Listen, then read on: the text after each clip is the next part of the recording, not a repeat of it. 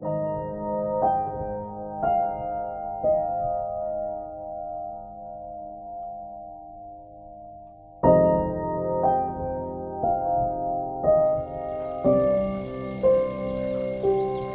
میکردم آدم ها سنشون که میره بالا دیگه دور و برشون خالی نمیمونه.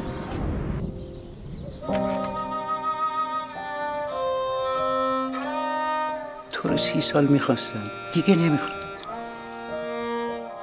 برو دنبال زندگیت، برو دنبال آرزوهات.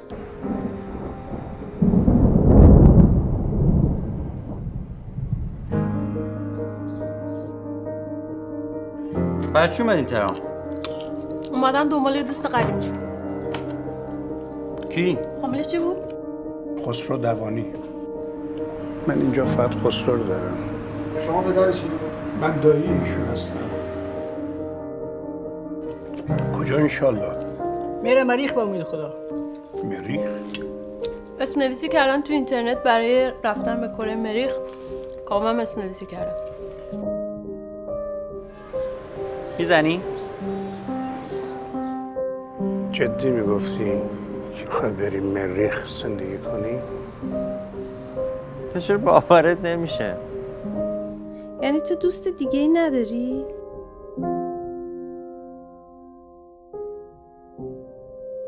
یه دختری بود توی کوچه ما، ته کوچه ما.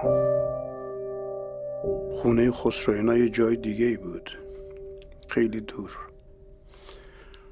ولی هر روز توی کوچه ما بود. اولا فکر میکردم برای خاطر منه، بعدش کم کم فهمیدم عاشق دختر است. اونقدر دوستش داشت که جرئت نمیکرد بره بهش بگه.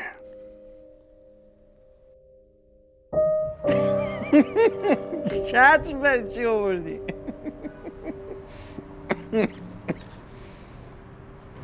هوا ابریه، شاید بارون بباره.